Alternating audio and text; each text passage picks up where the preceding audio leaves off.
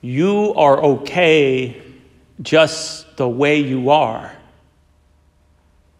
We're told that all the time, especially in our commercials. Be yourself. You're okay the way you are. I don't know about you, but myself personally, I can't accept that.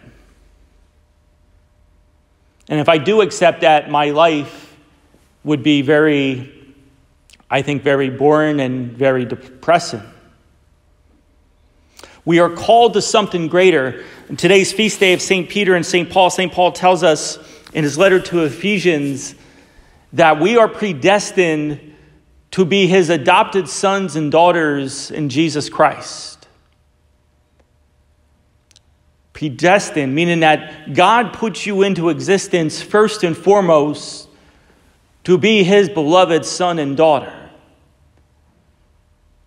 You and I are called to greatness. And that greatness is that sonship of God the Father. And it's a greatness to be a beloved son and daughter of God the Father. It's that greatness that surpasses all the greatness that we seek in this world. Be a name a Monsignor, or naming a building after you, being recognized with awards. It's that greatness that we're called and predestined to surpasses all of that.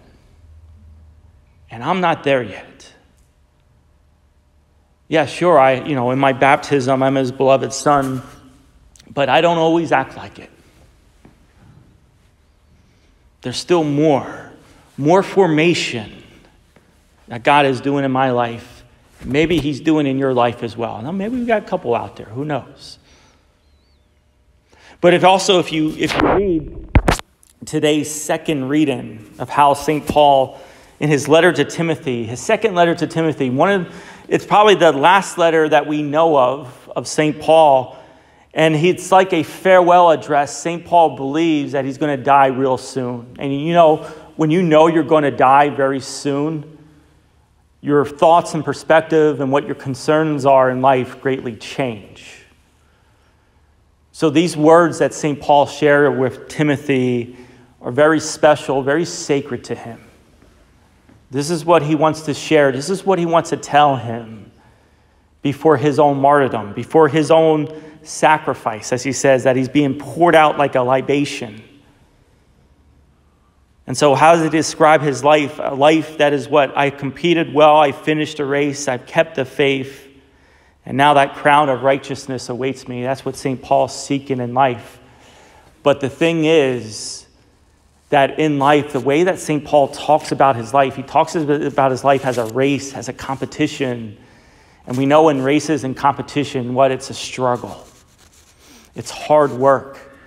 There's challenges, and there's points in the fight, and there's points in the race where you want to quit, you want to give up. Like a runner running a marathon. When you're training, you get to a certain point where you're like, I'm done.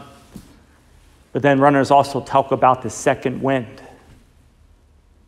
Life is hard. Discipleship is difficult.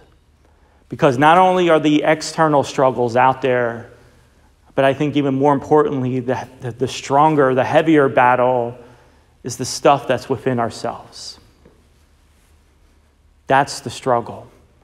And that's where at times we want to quit. And there's times where we say, why even do this? Why even believe in God? Persistence. And to always see your life as one of being in formation, one that's always being moved to something even greater in life. At least for my life, I'm not just settling for what I am right now. I'm seeking the greatness of beloved sonship that God wishes to give me. May God bless you.